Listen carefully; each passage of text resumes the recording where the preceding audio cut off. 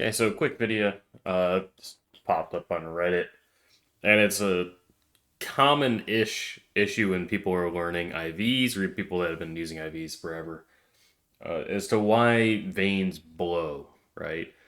So the first thing we kind of need to do is realize, what's going on with the IV or how it's really working. So we got two aspects to it, right? Two major parts. So the first part is going to be the needle, okay? And the needle not only is what kind of drives into the tissue, it's also what's going to dilate the vessel whenever we put it in. The other part that stays in there is going to be the catheter, okay? And that's, in this case, it's like plastic tube that sits around. So the issue people wind up having is either you're going too deep or you're not going deep enough. Okay, so that needle, when it goes in, okay, it's going to go into the tissue like so, right? We have our bevel down here, so this way it kind of drives into the tissue. And we get to the point where it's kind of touching, right? So let's try it right here, right? So it's inside, and what happens is the blood is able to come up and through the needle back this way, right? And that's going to give us our flash. But the issue is the catheter is still sitting right here, right? And the catheter is so big, but the needle is this big. Okay, so at this front part right here, let me see if I can draw this a little bit better. We're only this big, or made this big of a hole into the vessel so far, but we're getting flash. So if you start pushing that catheter up and ahead, right, the catheter is a lot bigger. It's not going to fit, and what's going to do is it's going to wind up tearing the vessel, okay, and that's where we're going to get the vessel gets basically destroyed, and that's one of the ways we blow the IV, and then you get blood everywhere, and that's when it swells up and everything, right?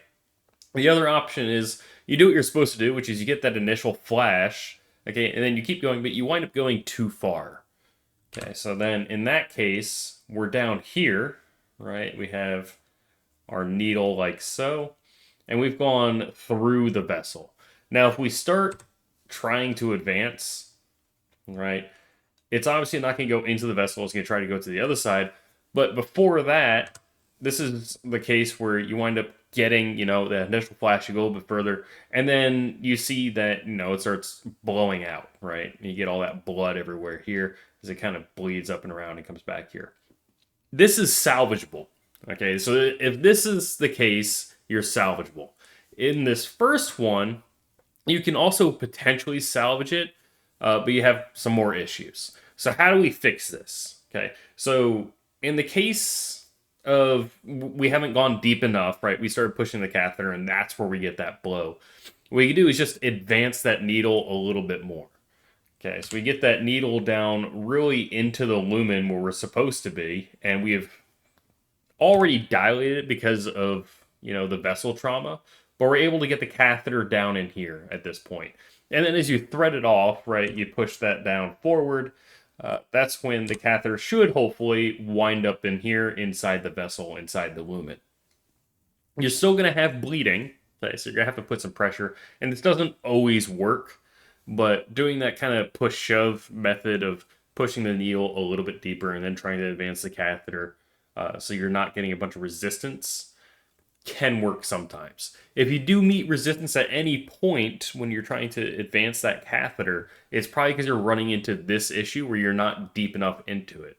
If you have it inside the lumen where it's supposed to be, so we'll draw up over here, right? So our needle is down up in here, it's just inside the lumen enough. The catheter should free flow off of the needle into the vessel. Okay, you shouldn't meet any resistance when that happens. The other option, okay, so is we've gone too deep. Now, if we've gone too deep, we could do one method with IVs, right? And this works especially good for really shallow IVs and everything, where we use that bevel to our advantage. Okay, so we have the vessel wall here, right? And that's going like that. Now, if we come at that initial like 15 to 20 degree, such as happening like right here, uh, that might be too much even. So we'll get our initial flash in this case. Okay, so we'll say we're right here, we get our initial flash. And then what we're going to do is we're going to get that as parallel as possible to the skin. And what this is going to wind up doing, and we get this super parallel, draw this right here. We have our bevel like this. If we have that initial tip in, what it's going to do is it's going to lift up the vein like this. Okay, so now when you advance this, because the pointy edge, right, is down up over in here, right, it's going to wind up just kind of slipping across the top. So it's not going to be able to puncture the top of the vessel up here. And if we're pulling up in parallel, it's not going to puncture the bottom. So let me see if I can draw. It's going to be up like so, and then go like that. So we basically pulled up the vessel to us by keeping this parallel. And as you see, the point is kind of in line with that. And then we brought up the vessel like so. So now when we advance the catheter, okay, we get this a little bit further, we advance that catheter, it shouldn't meet any resistance, all the same.